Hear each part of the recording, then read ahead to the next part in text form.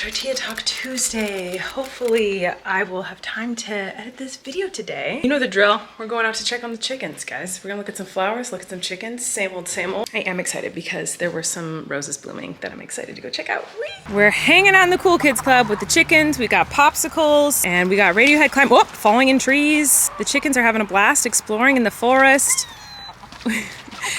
We're outside collecting flowers for a bouquet, and then we got distracted because Maisie wanted to make a beautiful land for the fairies at the fairy houses. So she's just decorated it and she wants me to see. And it looks amazing. So she put all this stuff out for the fairy. She put out a book for the fairy to read. And a lollipop for her. Where? I don't see that. The lollipop's right there. Oh, and a lollipop? That's for her to eat? Yeah.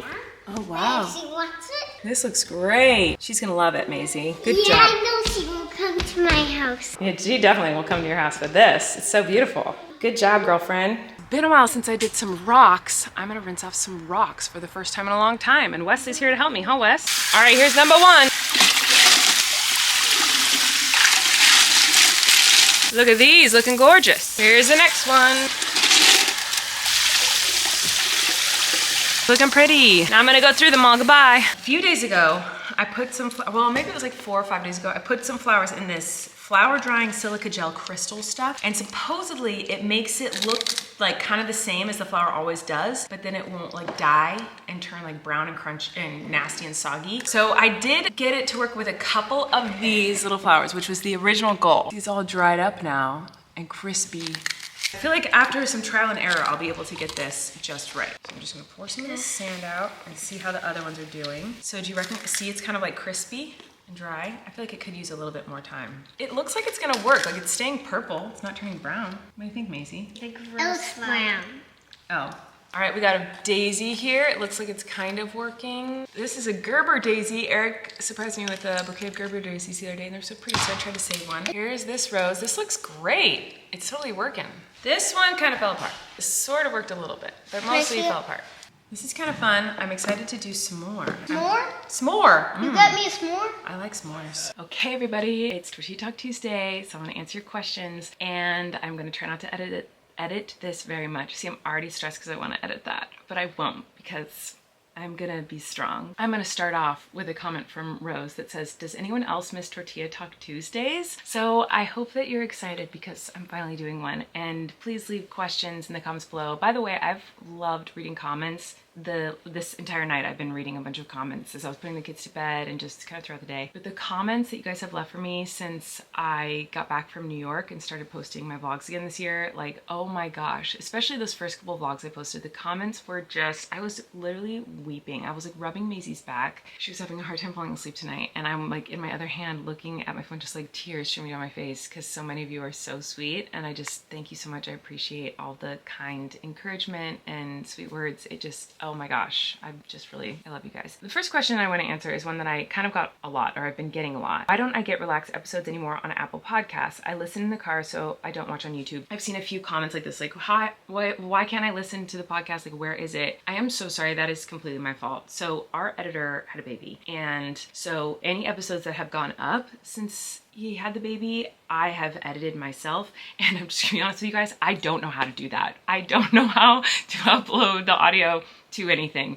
I know how to upload a video to YouTube, and that's as far as my knowledge goes. And the couple episodes that I've done since he had his baby, I've thought to myself like, oh, I've got to export this audio and ask him how to upload it to every other platform. But I've been like nervous to ask him because I don't want to interrupt him in his like baby stage of like having a brand new baby. And when I've looked it up on my own, like I don't understand it. So it's totally my fault. But I'm hoping that he's coming back to work pretty soon. I think he is. And when he does, I can ask him, one, how to do that, and also ask him to upload the episodes that I have neglected to upload. So I'm really sorry about that, but I'm hoping that they'll be up soon. Angie said, Tortilla Talk question, once you move, are you planning on taking your chickens with you? Yes, this is another question I've gotten a lot over the last year because yes, we're trying to move and it's been stressful, but now we're kind of like on the fast track, like we're trying to make it happen now, which is another reason why life has been a little bit more chaotic lately. And a big question we get all the time too is, why are we moving? And I'll get into the nitty gritty of that once we do eventually move, but I'm gonna wait until we move to talk about all that. But will my chickens be moving with me? Of course. course. Are you kidding? That's like saying I'm taking my kids with me, like 100%. And actually, when we go look at houses, I'm always looking for a spot to build a big coop. That's a big priority of mine. So we've seen houses that were great and worked really well, but I was like, these are too close to neighbors. I wouldn't want to disturb neighbors with like chickens. Or I've been like, the yard's not big enough for a coop and for them to free range. Like, you know, like that's been a big priority for me. So yes, we're definitely taking the chickens, obviously. Bagel said, have you been rock hunting recently? I remember you saying winter is best time for rock hunting on the beach. It is, and no, I haven't, but I'm kind of hoping to get to the beach soon, like tomorrow maybe. Hopefully we can do that together pretty soon. So there was a video recently where I asked you guys what my new schedule should be, because posting 4 vlogs a week, which is what I've been doing consistently for a little, like a year or more, I don't even know, but doing that and the 2 podcasts and just trying to survive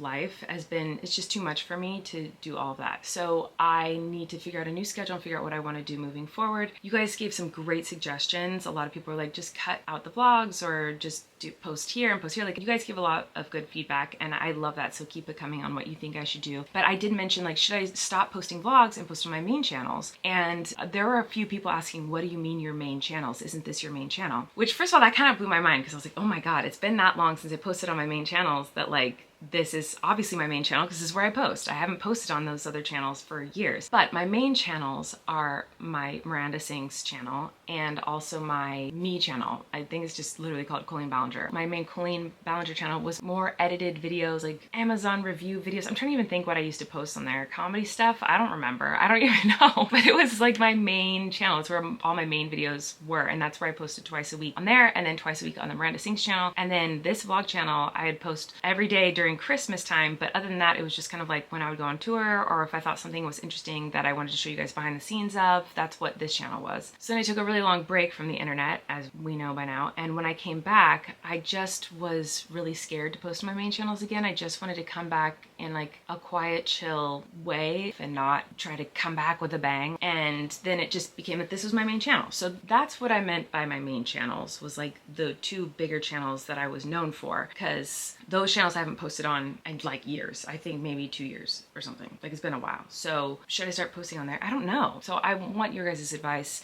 and opinions on what you want to see from me and how often you want to see it, because that will help me decide what to do moving forward to make my schedule more livable. Banana, please, said, are you going to show us everything you got for Christmas like you usually do? I can't believe I didn't do that. I guess I can believe it. I was busy, but I don't know that that would be that interesting of a video, because I didn't get that much, and the stuff that I did get probably wouldn't excite anyone. Let me think, what did I get for Christmas? My sister made me that advent calendar that you guys saw me open every day, and all of those gifts were really thoughtful, and that was her big gift to me. There was like tons of craft supplies and skincare products and stuff that, it was like expensive. Like, she spent a lot of money on the stuff that went into that. So that was a really thoughtful, amazing gift. My mom made vanilla extract for me from scratch, and I thought that was a really sweet, thoughtful gift. Like, I love stuff like that because it takes a really long time to make that. So she'd been planning and prepping that for a very long time. Oh, I got a new iPhone. Hello, this is a big exciting deal, but something funny that I haven't talked about online yet. But I got this for Christmas from Eric, and you guys, I did not set it up for, I mean, it was weeks. Like, I just started using this phone very recently. I think right before my trip to New York is when I made this work. I was too stressed about how long it would take to transfer all my information to the phone, so I just